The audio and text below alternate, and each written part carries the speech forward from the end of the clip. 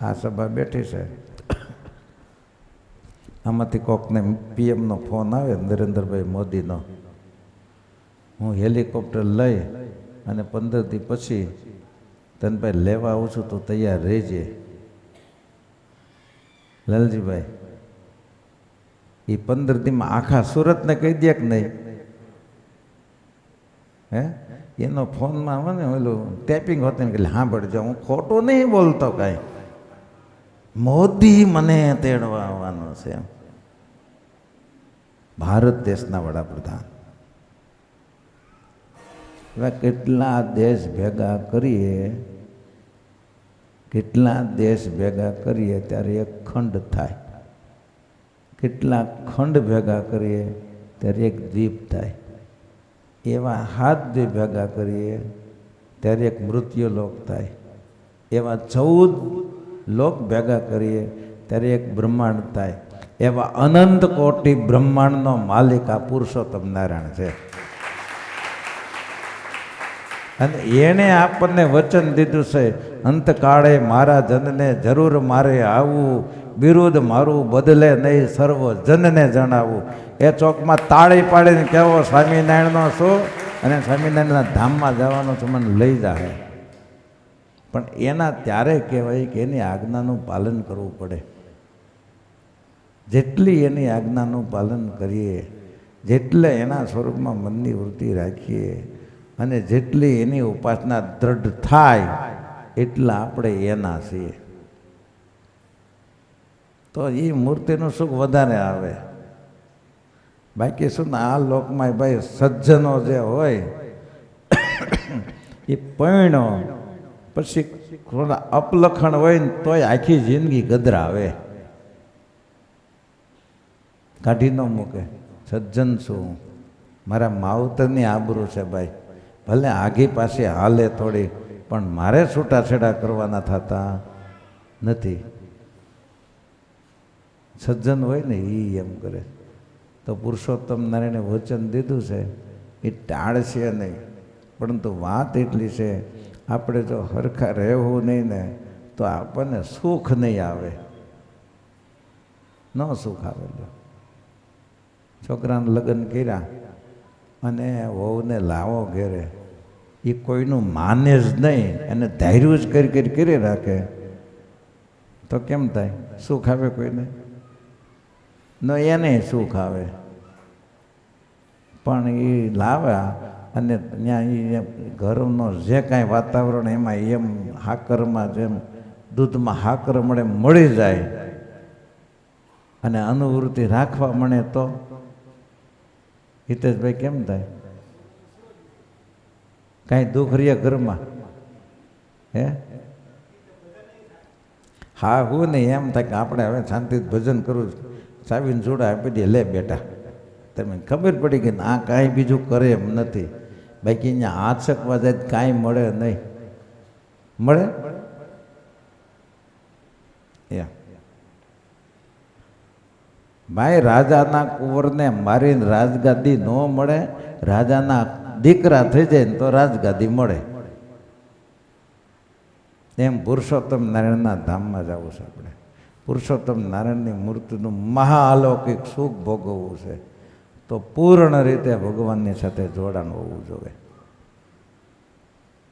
કેવા દયાળુ મહારાજ! મોટા સંતો એવું કહેતા હતા, આટલા દયાળુ ભગવાન હજી સુધી આવ્યા નથી ભાઈ.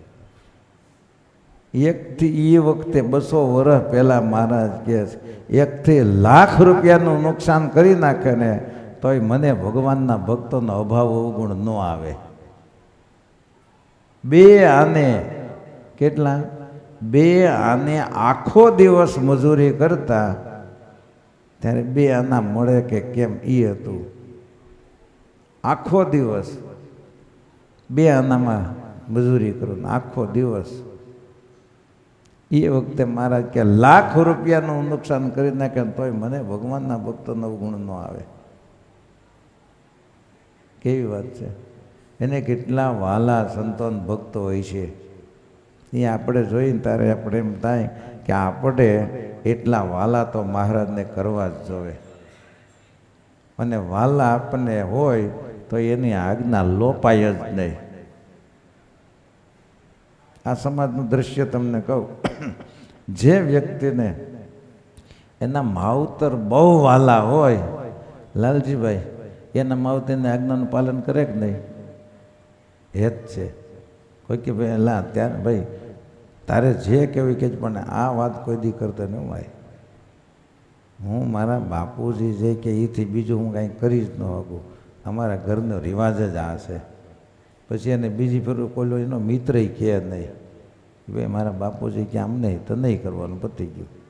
કેમ કે એને હેત છે એટલે. અને એવું હેત ન હોય તો ઓલા બાપાજી પપ્પા તમારે છે ને છાનમુન ખાલી મને છે ને બીજી કાંઈ વાત નહીં કરી, તમે તમારું કામ કરો, મને બધું આવડે છે, તમારે મને બહુ ટોર્ચર ન કરો. એ શબ્દ ને ભાઈ ટોર્ચર નથી થતું, તમારું ઘડતર થાય છે. અને ઘડતરના શબ્દ જ્યારે તમને ટોર્ચર લાગવા મળે ને પછી ઘરવાળી એવી ટોર્ચર કરશે ને એ બધું સહન કરવું પડશે.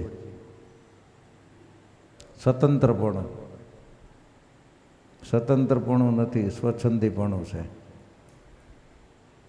શું સ્વતંત્રપણાને આપણે સમજી શીખા નથી.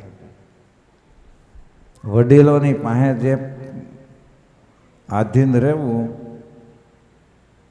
એ સ્વચ્છંદીપણું નથી. તમારે સ્વતંત્રપણું લેવું હોય તો વડીલોને આધીન રહેવું જ પડશે.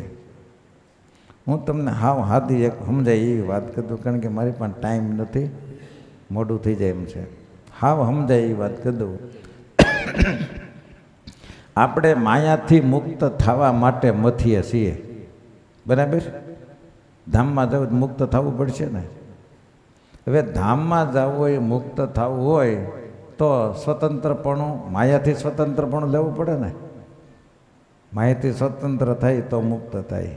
તો માયાથી સ્વતંત્ર થવા માટે શું કરવું પડશે? આને આધીન રહેવું પડશે, બરાબર ને? જેટલા ભગવાનને આધીન રહીશું એટલા માયાથી મુક્ત થઈશું. જેટલા ત્યાં આધીન નહીં રહી એટલા માયાને આધીન થઈશું.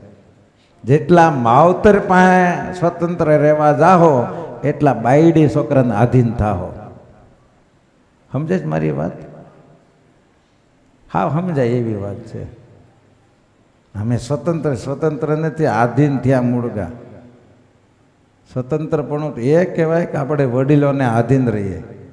જેટલા વડીલોને આધીન રહીએ ને એટલા આપણે આપણાથી જે નીચા છે ને એમાં સ્વતંત્ર રહી શકીએ છીએ.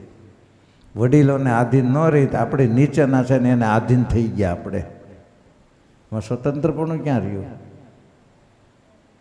માટે માયાથી મુક્ત થવું છે, સ્વતંત્ર થવું છે તો આને આધીન રહેવું પડશે. જેટલા ભગવાનને આધીન રહે, જેટલા ભગવાનમાં જોડાવું, જેટલું એની આજ્ઞાનું પાલન કરશું તો જ માયાથી મુક્ત થવું.